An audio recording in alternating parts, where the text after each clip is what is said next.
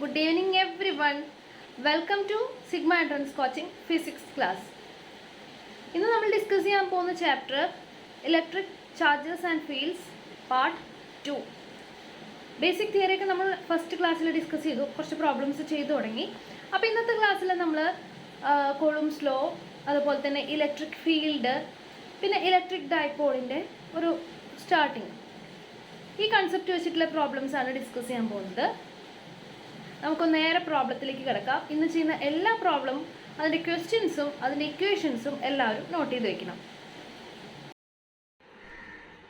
4 point charges, 2 microcoulomb, -5 microcoulomb, 2 microcoulomb, -5 microcoulomb are located at the corners of a square ABCD of a side 10 cm. What is the force on a charge of 1 microcoulomb placed at the center of the square? Okay, എന്താ ചോദിച്ചിരിക്കുന്നത്? ഒരു സ്ക്വയറാണ് തന്നിരിക്കുന്നത്. ഒരു സ്ക്വയറാണെന്ന് പറഞ്ഞിട്ടുണ്ട്. സ്ക്വയറിൻ്റെ ഒരു സൈഡിൻ്റെ length 10 cm ആണ്. പിന്നെ QA, ഇത് A, B, C, D ഇങ്ങനെയാണെന്ന് വിചാരിക്കാം. അപ്പോൾ QA, എയിലുള്ള ചാർജ് എത്രയാണ്? 2 microcoulomb. ബിയിലോ -5 microcoulomb. And here it's 2 microcoulomb. And at D 5 microcoulomb. Okay, അപ്പോൾ എന്താ ചോദിച്ചിരിക്കുന്നത്? What is A force on A charge? ഇതിൻ്റെ നടുക്ക് ഒരു 1 microcoulomb ചാർജ് ഇരിക്കുന്നുണ്ട്. 1 microcoulomb, അത് സെൻറ്ററിലാണ് ഇരിക്കുന്നത് സ്ക്വയറിൻ്റെ. ആ ഒരു ചാർജുമേ ഈ 4 ചാർജ് കാരണം ഉണ്ടാകുന്ന ഫോഴ്സ് എന്താണ് എന്നാണ് ചോദിച്ചിരിക്കുന്നത്. ഓക്കെ, നമ്മളപ്പോൾ തന്നെ ഫിഗർ വരച്ചു അല്ലേ? ഇനി പ്രോബ്ലം ചെയ്യാം നമുക്ക്. In this picture we have shown A square mentioned in the question. Okay, side 10 cm ആണ്. 4 ചാർജസ് 4 കോർണറിൽ ഇരിക്കുന്നുണ്ട്. ഇനി നമുക്കറിയാം എല്ലാ സൈഡും ഒരു സ്ക്വയർ ആയതുകൊണ്ട് തന്നെ എല്ലാ സൈഡും AB = BC = CD = DA = 10 cm.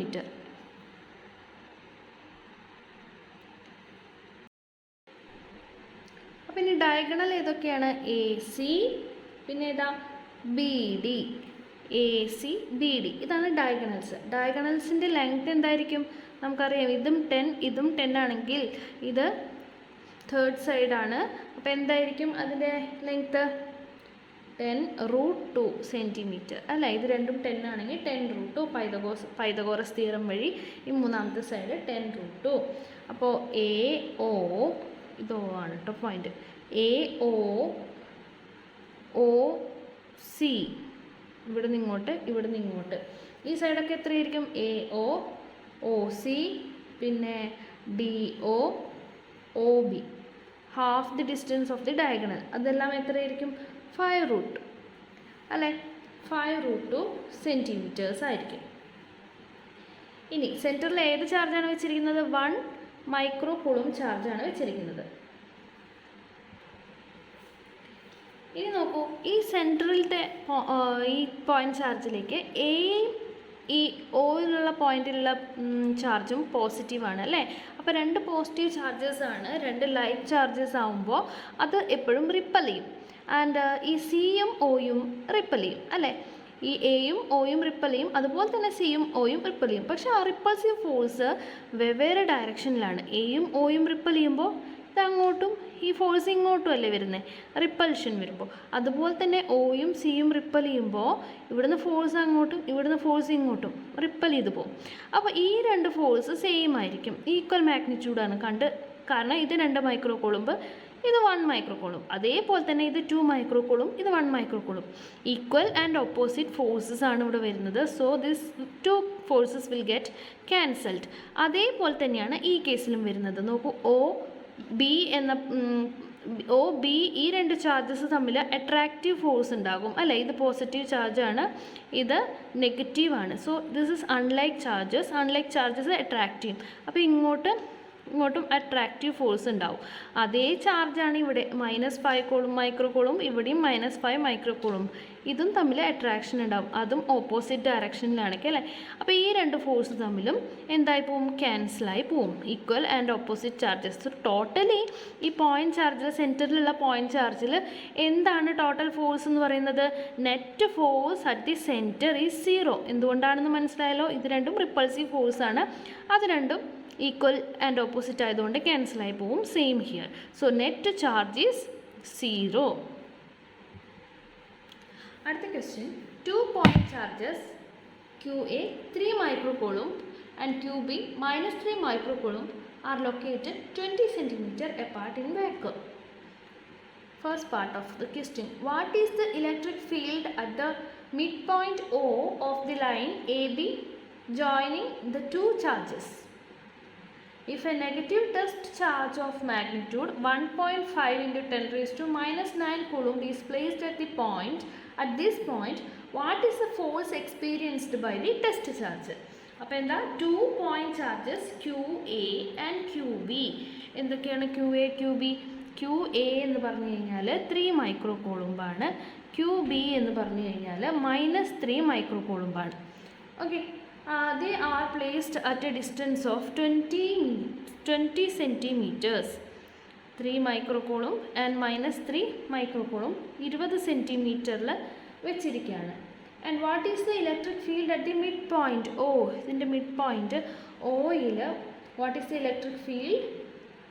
And second question, if a negative test charge of magnitude 1.5 into 10 raised to -9 is placed at this point, ഈ പോയിന്റിൽ ഒരു ഈ പറഞ്ഞ ചാർജ് വെച്ചിട്ടുണ്ടെങ്കിൽ what is the force experienced by that test charge? അപ്പോൾ ആദ്യത്തെ what is the electric field at this point, അതാണ് first ക്വസ്റ്റ്യനിൽ പറയുന്നത്.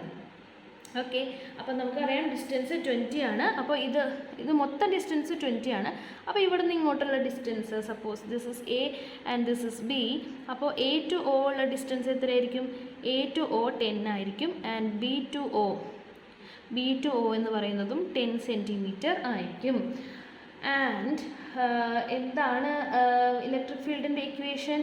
E is equal to 1/4πε0 Q1 Q2 by R². അയ്യോ, അത് ഫോഴ്സാണ്. 1/4πε0 Q/R². അതാണ് ഇലക്ട്രിക് ഫീൽഡിൻ്റെ ഇക്വേഷൻ അല്ലേ. അപ്പോൾ 1/4πε0 Q എന്ന് പറഞ്ഞു കഴിഞ്ഞാൽ E1 എന്നെടുക്കാം, അല്ലെങ്കിൽ EA എന്നെടുക്കാം. ഇത് കാരണമുള്ള ഫീൽഡ് 1/4πε0 3 into 10 raised to മൈക്രോന് എങ്ങനെയാണ് നമ്മൾ എക്സ്പാൻഡ് ചെയ്യുന്നത്? മൈക്രോ എന്ന് വെച്ചാൽ 10 raised to -6. 3 into 10 raised to -6 divided by OA². ഈ ഡിസ്റ്റൻസ് ആണ്, ഈ പോയിന്റിലുള്ളതാണ് നമ്മൾ കണ്ടുപിടിക്കുന്നത് കേട്ടോ. അപ്പോൾ എയിൽ നിന്ന് ഈ പോയിന്റ് വരെയുള്ളത് 10 സെൻറ്റിമീറ്റർ. അപ്പോൾ 10 സെൻറ്റിമീറ്റർ ആണ്, നമുക്ക് മീറ്റർ ആക്കണം, അറിയാലോ. ഇപ്പോൾ മൈക്രോ കുളമ്പിനെ നമ്മൾ കുളുമ്പാക്കി, അതുപോലെ തന്നെ സെൻറ്റിമീറ്റർ നമ്മൾ മീറ്റർ ആക്കണം. SI സ്കെയിലിലേക്ക് ആക്കിയിട്ട് വേണം ചെയ്യാൻ. അപ്പോൾ എന്താ വരേണ്ടത്? മീറ്ററിലേക്ക് കൺവേർട്ട് ചെയ്യുമ്പോൾ 10 into 10 raised to എങ്ങനെയാണ് സെൻറ്റിമീറ്ററിനെ മീറ്ററിലേക്ക് ആക്കുമ്പോൾ raised to -2. Okay, square 1/4πε0 Q/R². എന്താ യൂണിറ്റ് വരുന്നത്? ന്യൂട്ടൺ പെർ കൂളംബ് അല്ലേ. അതൊന്ന് ചെയ്ത് നോക്കണം കേട്ടോ. And what is the direction? ഇവിടെ നിന്ന് ഇങ്ങോട്ടാണെങ്കിൽ എന്തായിരിക്കും direction? Along this way, OB, along OB. Okay, yes. And ഇതിൻ്റെ വാല്യൂ നിങ്ങൾക്ക് അറിയാമെന്ന് വിചാരിക്കുന്നു. ε0 എന്ന് പറഞ്ഞാൽ എന്താണ്? Permittivity of the free space. And ഈ ഒരു ക്വാണ്ടിറ്റി 1/4πε0 എന്ന് പറഞ്ഞാൽ 9 into 10 raised to 9 newton metre square per coulomb square. Yes, ഇത് ചെയ്യുമോ? ഓക്കെ, അപ്പോൾ യെസ്. അപ്പോൾ ഇതേപോലെ തന്നെ E2 എങ്ങനെ എഴുതാം, അല്ലെങ്കിൽ EB എങ്ങനെ എഴുതാം? ഇത് നമ്മൾ എഴുതിയത് EA ആണ്. EB വരുമ്പോൾ 1/4πε0. ഇവിടെ എന്ത് വരും? EB ആവുമ്പോൾ ഈ 3 എന്നുള്ളടത്ത് -3 വരും. ആ ഒരു ഡിഫറൻസേ ഉള്ളൂ അല്ലേ. ഈ ഡിസ്റ്റൻസ് ഒക്കെ സെയിം തന്നെയാണ്. -3 into 10 raised to -6 by distance same ആണ്. അപ്പോൾ ഇനി എന്താണ് ടോട്ടൽ കിട്ടാൻ വേണ്ടി എന്താണ് ചെയ്യേണ്ടത്? ഇത് രണ്ടും കൂടി നമുക്ക് ആഡ് ചെയ്യണം. EA പ്ലസ് EB ചെയ്യണം അല്ലേ. EA പ്ലസ് EB ചെയ്യുമ്പോൾ ഈ പറഞ്ഞ എല്ലാ ക്വാണ്ടിറ്റിയും സെയിം ആണ്, ഇത് മാത്രമേ ഡിഫറെൻ്റ് ആയിട്ടുള്ളൂ അല്ലേ. യെസ്. അപ്പോൾ നമുക്ക് ചെയ്യാം. ഇതേ ഇൻറ്റു 2 ഇൻറ്റു എഴുതാം അല്ലേ. 2 ഇൻറ്റു 1/4πε0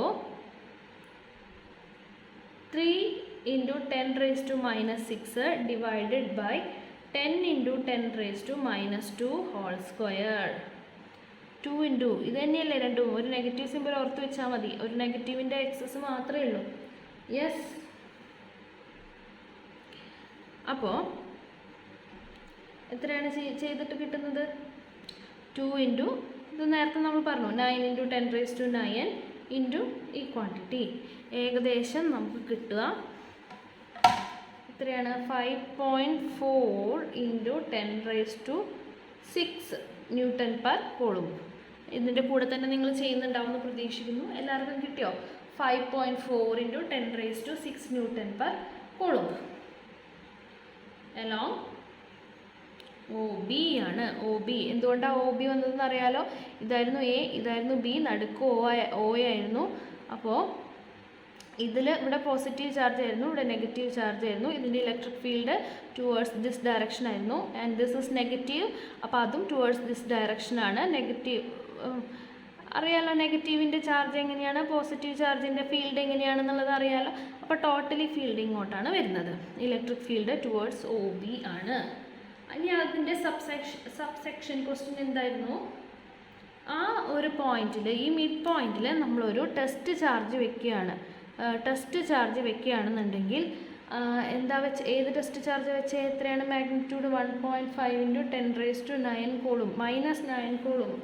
അപ്പോൾ ഈ ഒരു ടെസ്റ്റ് ചാർജ് അവിടെ വെച്ച് കഴിഞ്ഞാൽ എന്തായിരിക്കും അവിടുത്തെ ഫോഴ്സ്, ടോട്ടൽ ഫോഴ്സ് എന്തായിരിക്കും എന്നാണ് ചോദിച്ചിട്ടുണ്ടായിരുന്നത്. അപ്പോൾ Q എന്ന് പറഞ്ഞു കഴിഞ്ഞാൽ 1.5 ഇൻറ്റു 10⁻9 കൂളംബ്.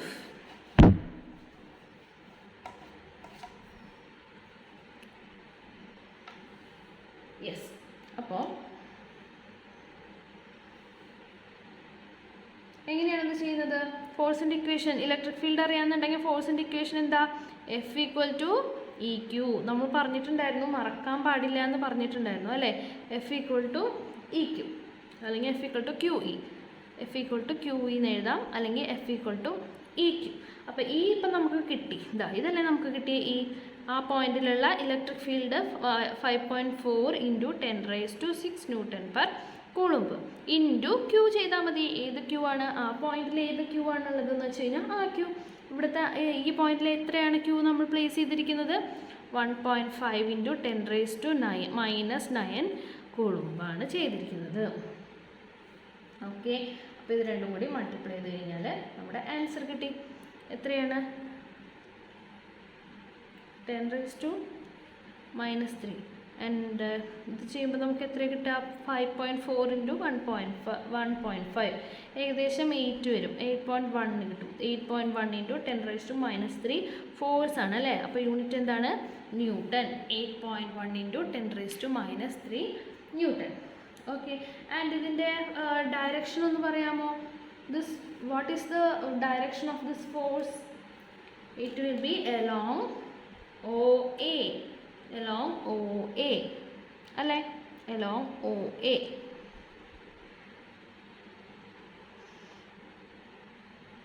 കാരണം എന്താണ്? The test charge is attracted towards A. ഇത് പോസിറ്റീവാണ്.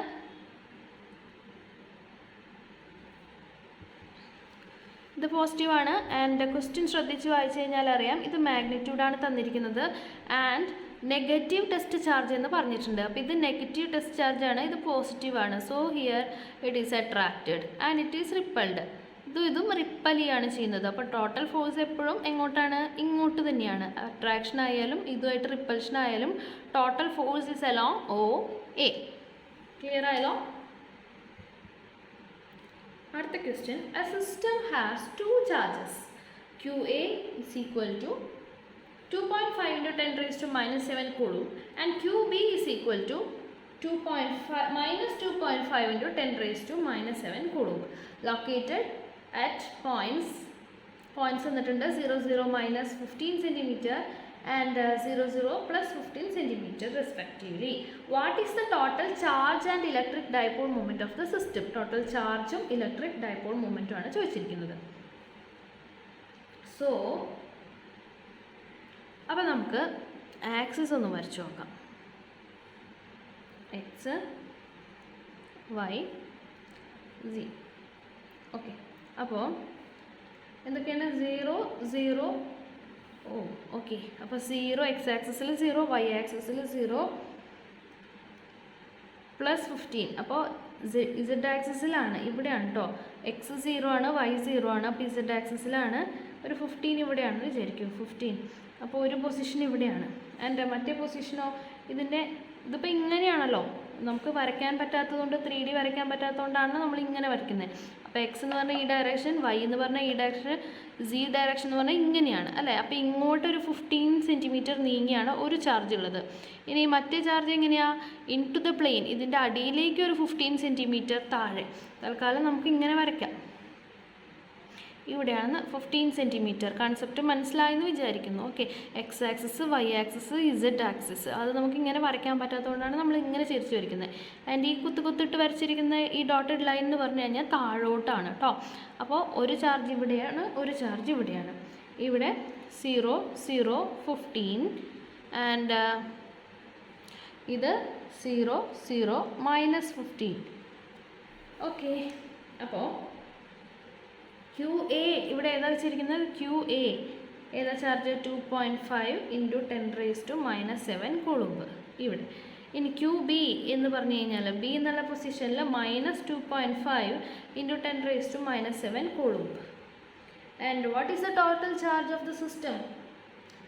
What is the total charge of the system? അതാണ് ഫസ്റ്റ് ക്വസ്റ്റ്യൻ അല്ലേ. ഇതാണ് ആഡ് ചെയ്താൽ മതി. QA + QB 2.5 × 10⁻⁻7 coulomb -2.5 × 10⁻⁻7 coulomb. Total charge of the system is 0. Okay, total charge of the system is 0.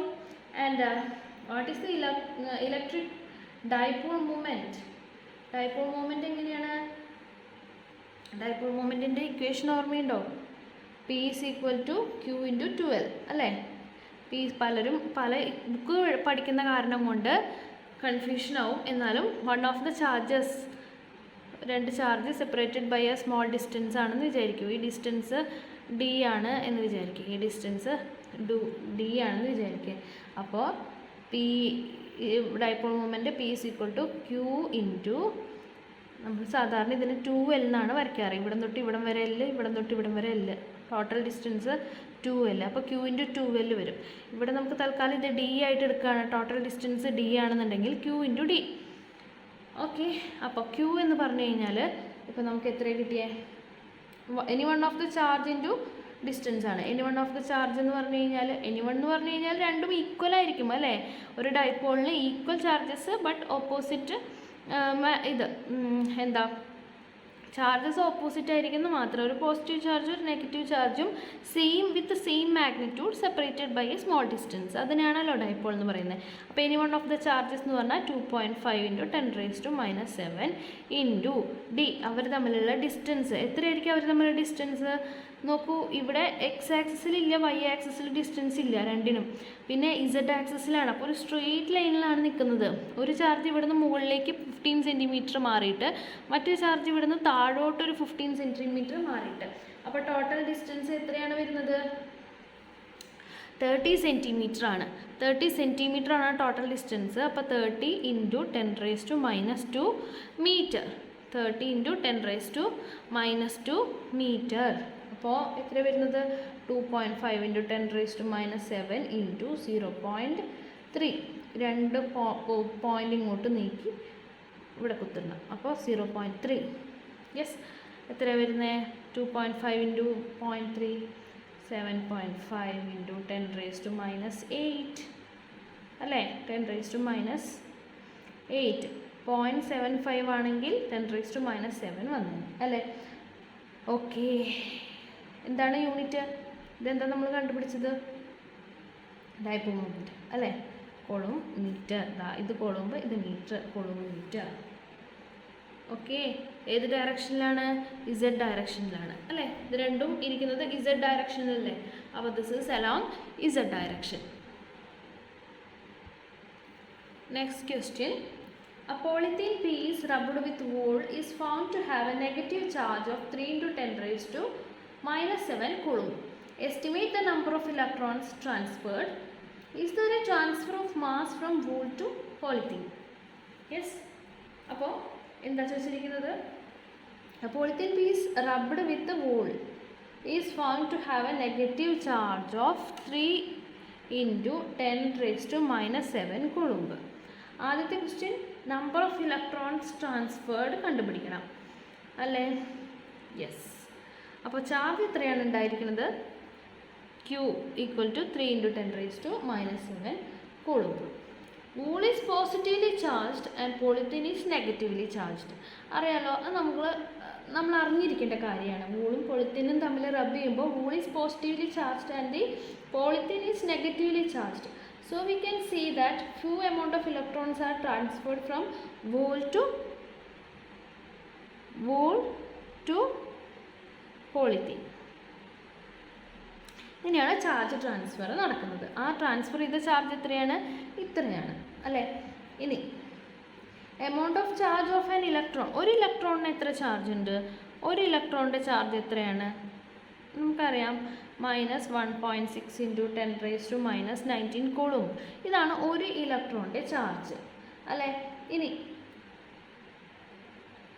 ഇനി ഈ ട്രാൻസ്ഫറായ ഇലക്ട്രോൺസിൻ്റെ number നമ്മൾ n ആയിട്ട് എടുക്കാം. ഓക്കെ, അപ്പോൾ നമുക്ക് എന്ത് എഴുതാം? Q is equal to n into E. ആ n ടൈംസ് എത്രയോ ഇലക്ട്രോൺസ് ഉള്ളുന്ന പോളിത്തീനിലേക്ക് പോയിട്ടുണ്ട്.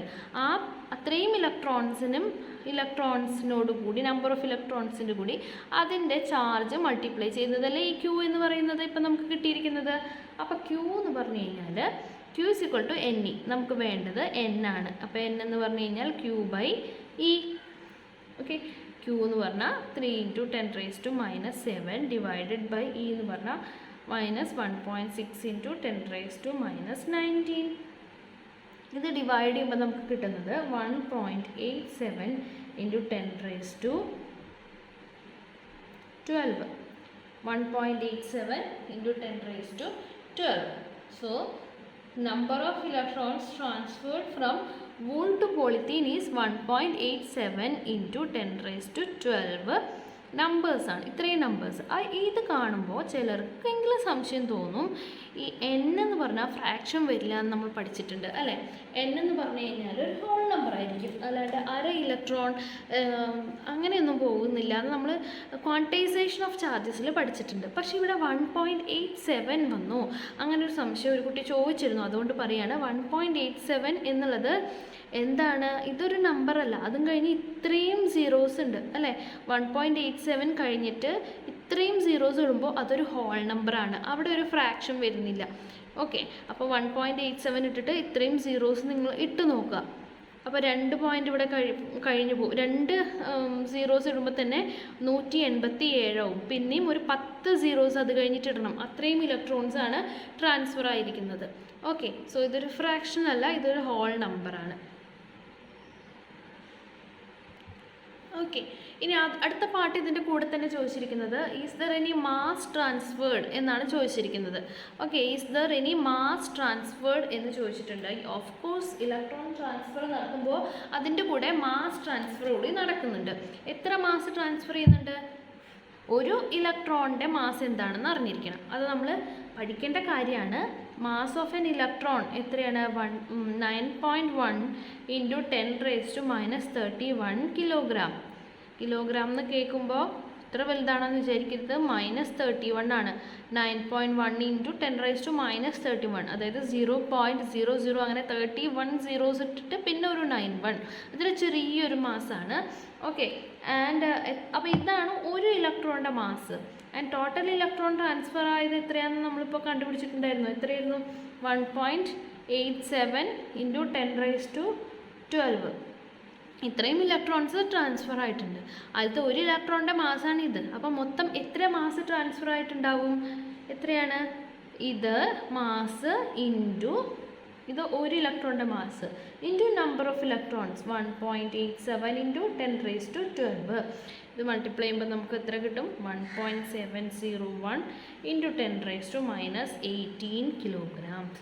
ഇത്രയും മാസ് ട്രാൻസ്ഫർ ആയിട്ടുണ്ട്, വൂളിൽ നിന്ന് പോളിത്തീനിലേക്ക് ട്രാൻസ്ഫർ ആയിട്ടുണ്ട്. പക്ഷെ നമ്മളിത് അറിയുന്നില്ലല്ലോ. ഇലക്ട്രോൺസ് ഒക്കെ ട്രാൻസ്ഫർ ആകുമ്പോൾ മാസ് ട്രാൻസ്ഫർ ആവുന്നതായിട്ട് നമുക്ക് തോന്നുന്നില്ലല്ലോ, കട്ടി കുറയുന്നതായിട്ടോ. പക്ഷെ നോക്കൂ, ഇത് -18 കിലോഗ്രാംസ് ആണ്, വളരെ നെഗ്ലിജിബിൾ ആയിട്ടുള്ളൊരു മാസ്സാണ്. So this can be neglected. It is very very small. But still mass transfer ഉണ്ടോ എന്ന് ചോദിച്ചു കഴിഞ്ഞാൽ അവിടെ മാസ് ട്രാൻസ്ഫർ തീർച്ചയായിട്ടും ഉണ്ട്. Okay, next question. 3 charges plus Q, Q plus Q are placed respectively at distances 0, d/2, d from the origin. On x-axis, if the net force experienced by plus Q placed at x equal to 0, then value of Q is, നമുക്കൊന്ന് വരച്ച് നോക്കാം. X ആക്സിസിൽ നിന്ന് ഇത് 0, ഇത് d ആണെന്ന് വിചാരിക്കും. അപ്പോൾ ഇതിൻ്റെ നടുക്ക് ഇവിടെ d/2. അപ്പോൾ 3 ചാർജസ് ഉണ്ട്. പ്ലസ് ക്യൂ എവിടെ വെച്ചിരിക്കുന്നത്? 0-ൽ. പ്ലസ് ക്യൂ 0-ൽ. പിന്നത്തെ സ്മോൾ ക്യൂ അത് d/2-ലാണ്. സ്മോൾ ക്യൂ d/2-ലാണ്. ആൻഡ് ഡിയിൽ ഒരു പ്ലസ് ക്യൂ കൂടി. ഇനി എന്താ ക്വസ്റ്റ്യൻ ചോദിച്ചിരിക്കുന്നത്?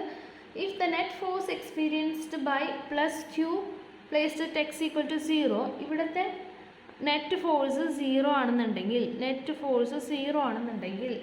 What is the value of Q?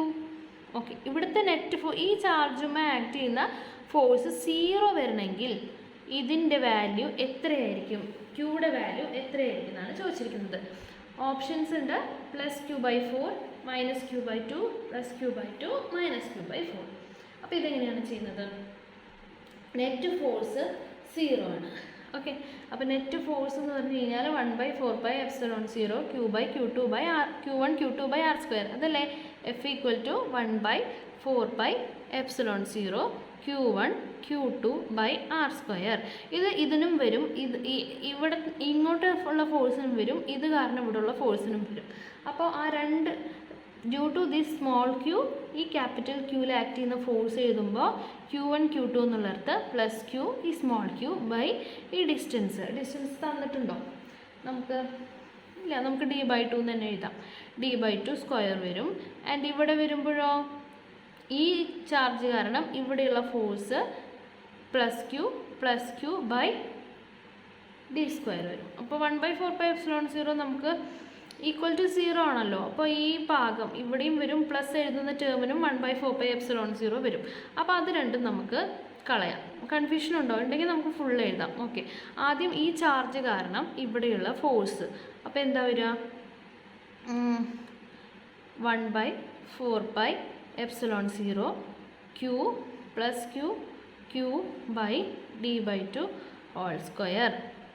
അത് ഈ ചാർജ് കാരണം ഇവിടെയുള്ള ഫോഴ്സ്. ഇനി ഈ ചാർജ് അപ്ലൈ ചെയ്യുന്ന ഫോഴ്സ് എഴുതണമെങ്കിൽ 1/4πε0 Q ബൈ d². ഇത് രണ്ടും കൂടി ആഡ് ചെയ്ത് കിട്ടുന്നത് 0 ആണ്. അപ്പോൾ ഇത് രണ്ടും കൂടി ആഡ് ചെയ്യുമ്പോൾ ഈ ടേം കോമൺ ആണ്. ഈ ടേം കോമൺ ആയതുകൊണ്ട് തന്നെ അതിനെ നമുക്ക് പുറത്തെടുക്കാം. ഇതിന്ന് രണ്ടൊന്നും പുറത്തെടുക്കുമ്പോൾ മൾട്ടിപ്ലിക്കേഷൻ വരും, അത് അപ്പുറത്ത് പോകുമ്പോൾ 0 ആയിപ്പോവും. അതുകൊണ്ട് ആ ടേം പോയി. ഇനിയുള്ള ടേംസ് എന്തൊക്കെയാണ്? ഈ 2 ടേംസ് ആണ് ഉള്ളത്. അപ്പോൾ ഇതിനെ നമുക്കൊന്ന് അറേഞ്ച് ചെയ്ത് എഴുതണം. ഇത് ഒന്ന് അറേഞ്ച് ചെയ്ത് എഴുതി നോക്കുക. അപ്പോൾ എന്താ കിട്ടുക നമുക്ക്? ഇവിടെയും പ്ലസ് ക്യൂ ഉണ്ട്, ഇവിടെയും പ്ലസ് ക്യൂ ഉണ്ട്. അതും ഇതുപോലെ പുറത്തെടുത്ത് കഴിഞ്ഞാൽ അപ്പുറത്തെ സൈഡിലേക്ക് പോകുമ്പോൾ 0 ആയി പോവും. കോമൺ ആയിട്ടുള്ള ടേം ആയതുകൊണ്ട് ഇത് പോവും അല്ലേ? പിന്നെയുള്ളത് ഇവിടെ d²Q. അപ്പോൾ Q ഇൻറ്റു d² പ്ലസ് ഇതും മൾട്ടിപ്ലൈ ചെയ്യുമ്പോൾ കേട്ടോ. ഇനിയോ ഇത് മൾട്ടിപ്ലൈ ചെയ്യുമ്പോഴോ d/2 ഹോൾ സ്ക്വയർ എന്ന് വെച്ച് കഴിഞ്ഞാൽ d²/4 ഇൻറ്റു Q. ഓക്കെ, താഴത്തെ ടേം മൾട്ടിപ്ലൈ ചെയ്ത് എഴുതണം, പക്ഷെ അപ്പുറത്തേക്ക് പോകുമ്പോൾ 0 ആയി പോകുന്നതുകൊണ്ട് അതും പോകും. ഇനി ഒന്നുകൂടി അറേഞ്ച് ചെയ്ത് എഴുതണമല്ലോ. d² 2-ലുണ്ട്, അപ്പോൾ അതും പോവും. പിന്നെ ബാക്കിയുള്ളത് 4Q പ്ലസ് Q = 0. മനസ്സിലായോ? ഈ 4 ഈ ഡി സ്ക്വയർ ഇവിടെയുണ്ട്, ഡി സ്ക്വയർ ഇവിടെയുണ്ട്, അതും കോമൺ ആയിട്ട് പുറത്തെടുത്ത് കഴിഞ്ഞാൽ ഇപ്പുറത്തേക്ക് പോകുമ്പോൾ സി ഇൻറ്റു 0 വരുമ്പോൾ അത് പോവും. പിന്നെയുള്ളത് 4 into Q 4q plus Q divided by 4 വരും, അതും അപ്പുറത്ത് പോകുമ്പോൾ 0 ആയതുകൊണ്ട് പോവും. 4q plus Q equal to 0. അല്ലെങ്കിൽ നമുക്ക് സ്മോൾ ക്യൂ എന്ത് എഴുതാം? Small Q equal to minus Q by 4. ഇതാണ് correct answer.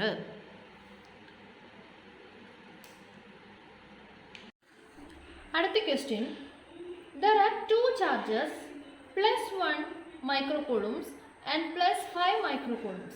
The ratio of the forces acting on them will be. Yes, എന്താണെന്ന് ചോദിച്ചിരിക്കുന്നത്? 2 ചാർജസ് ഉണ്ട് അല്ലേ? 2 ചാർജസ് ഉണ്ട്. എന്തൊക്കെയാണ് അതിൻ്റെ charges? Plus 1 microcoulomb and plus 5 microcoulomb. Okay, the ratio of the forces acting on them will be. അപ്പോൾ ഇതിൽ രണ്ടിലും ഫോഴ്സ് ആക്ട് ചെയ്യുന്നുണ്ട് അല്ലേ? ആദ്യത്തെ ചാർജിൽ പ്ലസ് 1 മൈക്രോകൂളുമ്പിൽ പ്ലസ് 5 മൈക്രോകൂളും എന്ന ഈ ചാർജ് ഒരു ഫോഴ്സ് ആക്ട് ചെയ്യുന്നുണ്ട് ടുവേർഡ്സ് ദിസ് ഡയറക്ഷൻ. അല്ല, ഈ ഡയറക്ഷൻ അല്ല, ഇത് രണ്ടും റിപ്പൾസീവ് ഫോഴ്സ് ആണ് അല്ലേ? അപ്പോൾ ടുവേർഡ്സ് ദിസ് ഡയറക്ഷൻ. അപ്പോൾ ഇത് തമ്മിൽ ഉള്ള ഫോഴ്സ് എന്ന് പറഞ്ഞു കഴിഞ്ഞാൽ റിപ്പൾസീവ് ഫോഴ്സ് ആണ്. ഈ ചാർജും പ്ലസ് 5 മൈക്രോകൂളും എന്ന ഈ ചാർജ് പ്ലസ് 1 മൈക്രോകൂളും എന്ന ചാർജിലും ഫോഴ്സ് ആക്ട് ചെയ്യുന്നുണ്ട്. ആ 2 ഫോഴ്സും തമ്മിലുള്ള റേഷ്യോ എന്താണെന്നാണ് ക്വസ്റ്റ്യൻ ചോദിച്ചിരിക്കുന്നത്. അപ്പം നമുക്കറിയാം അല്ലേ എന്താണ്? ഇവിടെ നിന്ന് ഇങ്ങോട്ടുള്ള ഫോഴ്സ്, ഇവിടെ നിന്ന് ഇങ്ങോട്ടുള്ള ഫോഴ്സ്, അത് രണ്ടും ഇത് എഫ് ആണെന്നുണ്ടെങ്കിൽ ഇത് എത്രയായിരിക്കും എന്നാണ് ചോദിച്ചിരിക്കുന്നത്. നമുക്കറിയാം ന്യൂട്ടൻ്റെ തേർഡ് ലോ പ്രകാരം ആക്ഷൻ റിയാക്ഷൻ ലോ എന്താണ്? For every action there is an equal and opposite reaction. And അല്ലെങ്കിൽ തന്നെ നമുക്കറിയാം ഫോഴ്സിൻ്റെ ഇക്വേഷൻ എന്താ? 1/4πε0. അതിനെ നമുക്ക് കോമൺ ആയിട്ട് k എന്ന് എഴുതാലോ. 1/4πε0 q1 q2 by r square plus 1 into 5 divided by r square. അപ്പോൾ 5r സ്ക്വയർ. ഇതേ ഫോഴ്സ് തന്നെയാണ് ഇത് കാൽക്കുലേറ്റ് ചെയ്യുമ്പോഴും. q1 q2 എന്ന് എഴുതിയാലും ഈ ഇവിടുത്തെ ഫോഴ്സിൻ്റെ ഇക്വേഷൻ എഴുതുമ്പോൾ എന്താ വരിക? k is equal to 5 into 1 by r square എന്ന് വരും. ബട്ട് 5 into 1 ആയാലും 1 into 5 ആയാലും സെയിം ആണ് അല്ലേ? അപ്പോൾ ഈ 2 ഫോഴ്സും എന്ന് പറയുന്നതും സെയിം ആയിരിക്കും. So the ratio of the forces will be 1:1. Okay, yes. Next problem.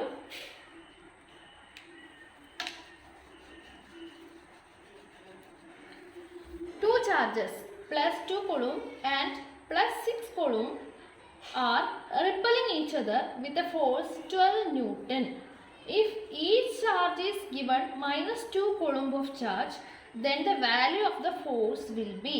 And the options are 4 Newton attractive, 4 Newton repulsive, 8 Newton repulsive and 0. അപ്പോൾ 2 ചാർജസ് ആണ് ഉള്ളത് അല്ലേ? ഏതൊക്കെയാണ്? പ്ലസ് 2 മൈക്രോകൂളും പ്ലസ് 2 കൂളുമ്പും 6 കൂളുമ്പും അല്ലേ? അപ്പോൾ ഇത് രണ്ടും ലൈക്ക് ചാർജസ് ആണ്. രണ്ടും ലൈക്ക് ചാർജസ് ആയതുകൊണ്ട് ഈ ചാർജസ് പരസ്പരം എന്ത് ചെയ്യും? റിപ്പൽ ചെയ്യും അല്ലേ? അപ്പോൾ പരസ്പരം റിപ്പൽ ചെയ്യും. ആ ഫോഴ്സ് എന്താണെന്നാണ് തന്നിരിക്കുന്നത്? റിപ്പൽ ചെയ്യുന്ന ഫോഴ്സ് തന്നിട്ടുണ്ട് 12 ന്യൂട്ടൺ. ആ റിപ്പൽ ചെയ്യുന്ന ഫോഴ്സ് എന്ന് പറഞ്ഞു കഴിഞ്ഞാൽ 12 ന്യൂട്ടൺ ആണ്. ഇനി എന്താ പറഞ്ഞിരിക്കുന്നത്? ഈ charge is given -2 coulomb of charge. രണ്ടാൾക്കും ഈ ചാർജിൻ്റെ കൂടെയും ഈ ചാർജിൻ്റെ കൂടെയും -2 കൂളും ചാർജ് സപ്ലൈ ചെയ്യാണ്. ഇപ്പോൾ അവിടെയുള്ള ഫോഴ്സ്, ആദ്യത്തെ ഫോഴ്സ് 12 ന്യൂട്ടൺ ആയിരുന്നു. ഇപ്പോൾ ഉള്ള ഫോഴ്സ് എന്തായിരിക്കും എന്നാണ് ചോദിച്ചിരിക്കുന്നത്. അപ്പോൾ എങ്ങനെയാണ്?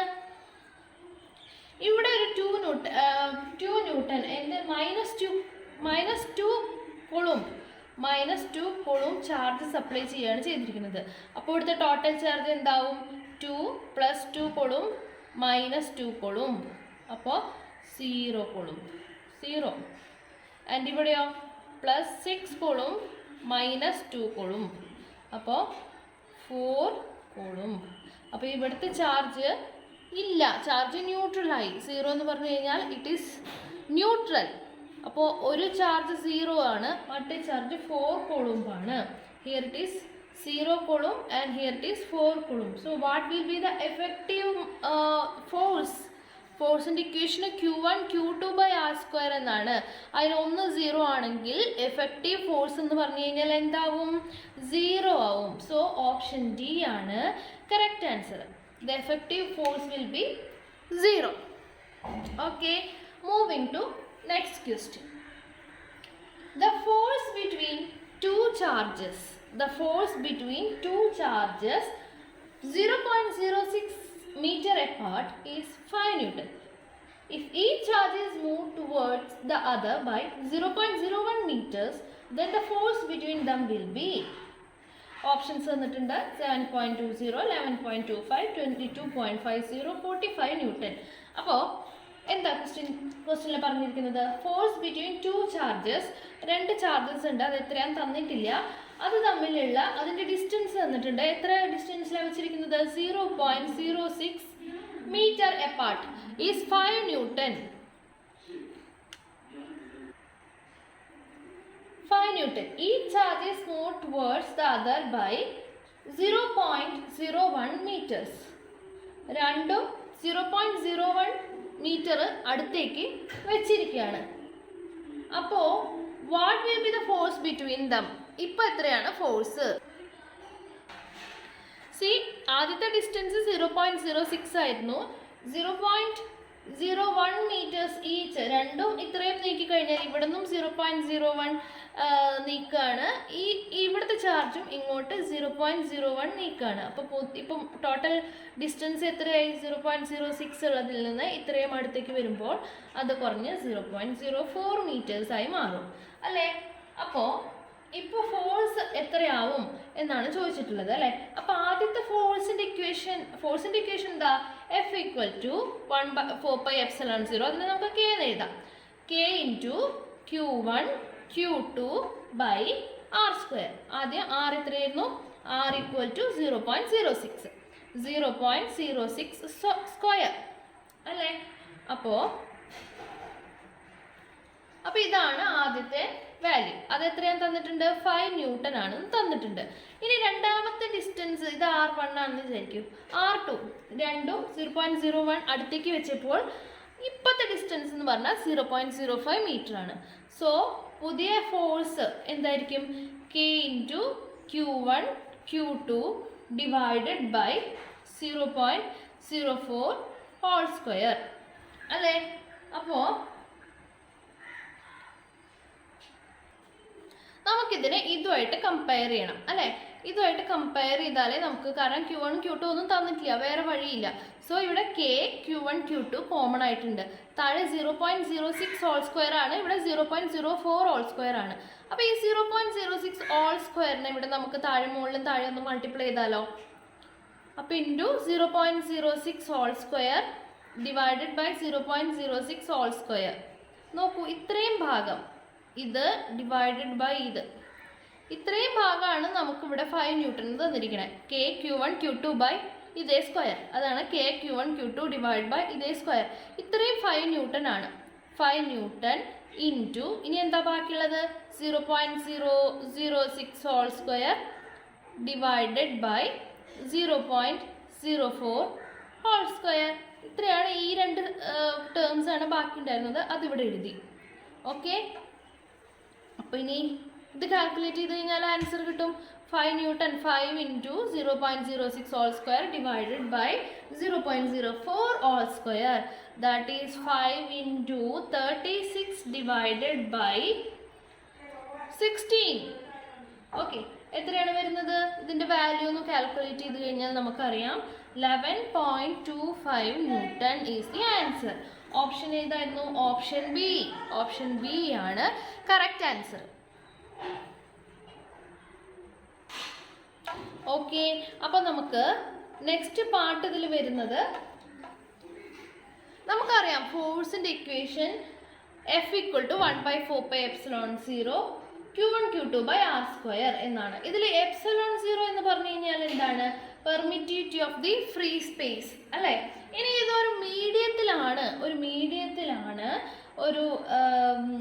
ആ മീഡിയത്തിൻ്റെ ഡയലക്ട്രിക് കോൺസ്റ്റൻറ്റ് ഉള്ള ഒരു മീഡിയത്തിലാണ് നമ്മൾ ഫോഴ്സ് കാൽക്കുലേറ്റ് ചെയ്യുന്നതെന്നുണ്ടെങ്കിൽ, അപ്പോൾ ആ ഫോഴ്സിൻ്റെ equation, force in a medium 1/4π∪ Q1 Q2 R² എന്ന് വരും.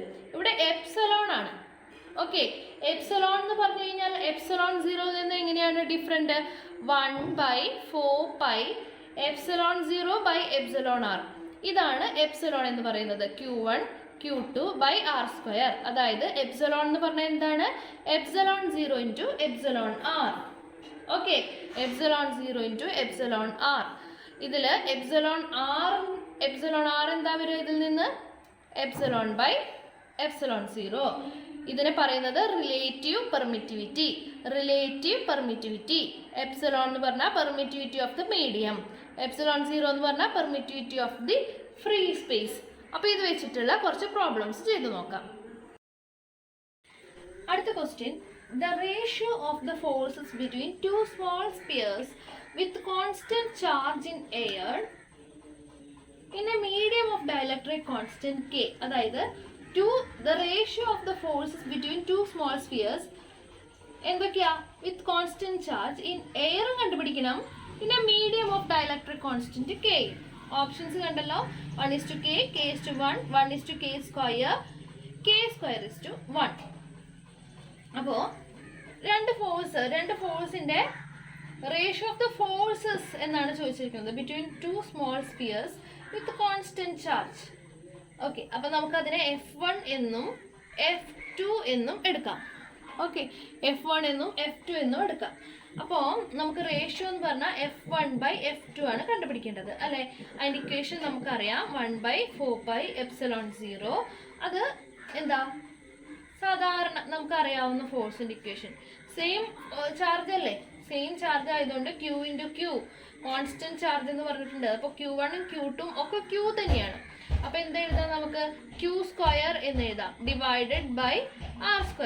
Q1 Q2 R² എന്നുള്ളവർക്ക് രണ്ടും Q ആയതുകൊണ്ട് Q²/R². ഇത് F1 ഡിവൈഡഡ് ബൈ F2. ആദ്യം എന്താണ് ചോദിച്ചിരിക്കുന്നത്? ഇൻ എയർ ആണ് ചോദിച്ചിരിക്കുന്നത്. ഏതിൻ്റെയും റേഷ്യോ ആണ് കണ്ടുപിടിക്കേണ്ടത്? എയറിൻ്റെയും മീഡിയത്തിലെയും. മീഡിയത്തിലെ വരുമ്പോൾ എന്താ ഇക്വേഷൻ വരിക? 1/4πε0 r. ഓക്കെ, അല്ലെങ്കിൽ നമുക്ക് എന്ത് എഴുതാം? 1/4πk Q²/R² എന്ന് എഴുതാം. ഓക്കെ, ഇതിനെയാണ് നമ്മൾ നേരത്തെ എഴുതിയത്. എന്താണ് നേരത്തെ എന്താ എഴുതിയത്? ε0 ε/r എന്ന് വരും. ε0 ε/rനെയാണ് നമ്മൾ k എന്ന് എഴുതുന്നത്. ഓക്കെ, മീഡിയത്തിൽ വരുമ്പോൾ k എന്ന് എഴുതാം നമുക്ക്. അപ്പോൾ അതിൻ്റെ റേഷ്യോ എന്ത് വരും? ഇതെല്ലാം കട്ട് ചെയ്ത് പോവും. പിന്നെ ഈ k മുകളിലും വരും. ഈ k എന്ത് വരും? ഡിനോമിനേറ്റർ താഴെ ആയതുകൊണ്ട് റേഷ്യോ എഴുതുമ്പോൾ 4π പോയി. പിന്നെ 1/ε0യും താഴെ k ആണ് ഉള്ളത്. ഓക്കെ, ε0 k ആണ് വരുന്നത് കേട്ടോ. 1/4πε0 1/4πε0k. Okay, ε0 ε/r. ഇതിനെയാണ് ε/rനെയാണ് നമ്മൾ k എന്ന് എഴുതുന്നത്. അപ്പോൾ ഇതിൻ്റെ റേഷ്യോ എന്താ വരുന്നത്? k/1 വരും. മുകളിലൊക്കെ എഴുതും. അപ്പോൾ ഇതിൻ്റെ ratio k/1. Okay, k/1 option B. Yes, yeah. Let's move to next question. Two charges Q1 and Q2 are placed in vacuum at a distance d and a force acting between them is F. In the two charges Q1 Q2 are placed in vacuum at a distance d and the force acting between them is F. If a medium of dielectric constant 4 is introduced around them, the force now will be. നോക്കൂ, രണ്ട് charges ആണ് ഉണ്ടായിരുന്നത്, Q1 and Q2 at a distance d. The force acting on them is F. Okay, if the medium of dielectric constant 4 is introduced, dielectric constant 4 ആയ ഒരു medium, ഇത് പെയറിലായിരുന്നു, വേക്കൂത്തിലായിരുന്നു, അതിലേക്ക് dielectric constant 4 ആയ ഒരു മീഡിയം ഇതിലേക്ക് ഇൻട്രൊഡ്യൂസ് ചെയ്യാണ്. ഓക്കെ, ഇതിന് ചുറ്റും ഒരു മീഡിയം ഇൻട്രൊഡ്യൂസ് ചെയ്യാണ്. സോ ഇപ്പോൾ ഫോഴ്സ് എന്തായി മാറും എന്നാണ് ക്വസ്റ്റ്യൻ ചോദിച്ചിരിക്കുന്നത്. അപ്പോൾ നമുക്ക് ഫോഴ്സിൻ്റെ ഇക്വേഷൻ അറിയാം. എന്താ?